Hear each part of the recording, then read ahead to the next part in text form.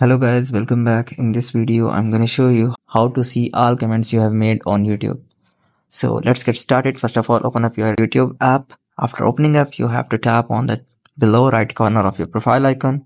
After tapping on it, now you have to tap on settings. After opening up your phone settings, now you have to tap on manage all history.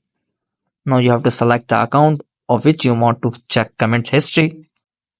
After selecting the account, now you have to tap on the interactions which is on top right corner.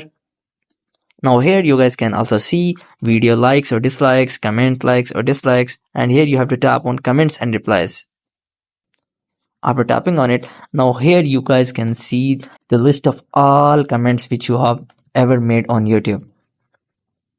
And by doing back, you guys can also watch channel subscriptions and community post, purchase activity, gift settings, playable game saves.